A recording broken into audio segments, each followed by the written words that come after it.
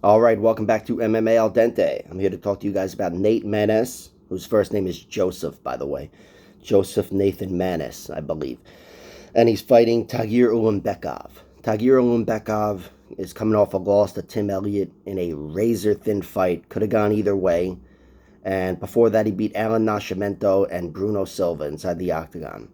The thing with Tagir Ulanbekov and his UFC career so far, the better wrestler won, which I suppose you could say that for most MMA fights, but it's clear in his three fights. Tim Elliott's the only guy to out-scramble him and outwork him in those first two rounds, barely, and that's why he lost. But in his other fights against Bruno Silva and Alan Nascimento, it was Tagir not going away and outworking and out-wrestling these guys that got him the decision. Alan Nascimento is a great submission grappler, and Tagir actually put him in a deep guillotine that fight and was going, back and forth with him on the ground. But in the end, Top Control won out, and he started to take over the fight, I thought, at the end. And Ulanbekov got a decision.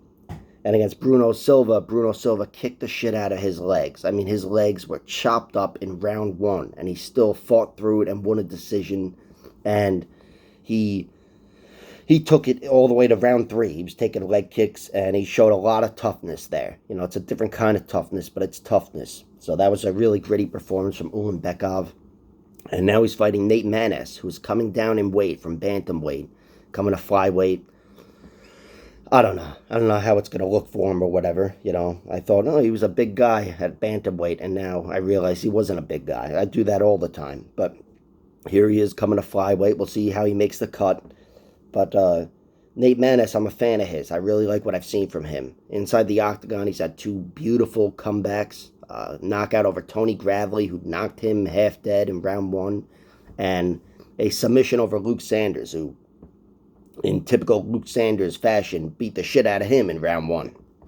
So he's got heart, and he does have that comeback knack. But it's his takedown defense that he's going to need to win this fight. And I looked to his fight with Johnny Munoz Jr., which was a shit show. His UFC debut, both their debuts, I think, at 145, even though Munoz has now settled into 135. But it was a shit show. A lot of fouls in that one. It's not even worth rewatching because it's so frustrating. And in the end, Johnny Munoz Jr. was fouled out of a point in round three. But still, it was a razor-thin split decision. I don't even know if it was split. And could have gone either way, especially with that point, even without the point. And the fight went Nate Maness' way. And I do think it's largely because his wrestling defense held up, broadly speaking, against Johnny Munoz Jr. throughout three rounds. And Munoz didn't stop trying to take him down. It was relentless, but Nate showed good defense. Now, I don't know how that's going to work here against Ulanbekov. Ulanbekov is a good wrestler. Like I said, the wrestling's been the story of his fights, dictates the winner.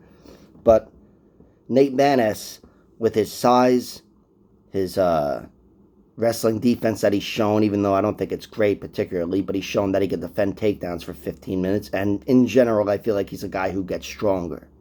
So on that alone, and with his size, and I do think he's going to have a distinct striking and power advantage in this fight, I think there's money to be made. There's value on Nate Maness. I can't say even that it's my prediction. I kind of feel like Tagir wins a decision, but Nate Maness at plus 175, which covers the decision and the comeback knockout or submission. I like that line there, plus 175.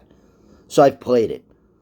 Just a little small bet, put it on a few parlays. 175 is nice and juicy, and I do think Nate Maness has a good chance of fighting his way into this fight. That's if Tagir is even successful early on with his wrestling, which I'm not sure he will be. But I do like Nate on the feet. I like a lot of his traits as a fighter. He's, again, he's got all those Darren Elkins qualities that I like. That's why he's becoming one of my favorite fighters. And he gets a comeback victory here, he'll become my favorite bantamweight. I'll say that. Or flyweight now. Sorry. That's right.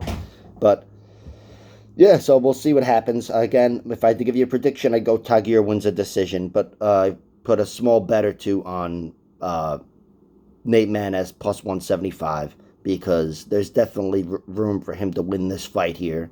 There are a lot of X factors, and again, from him in general, I like what I see. All right, thanks for tuning in. Like, share, subscribe, all that horse shit, and check out my other videos.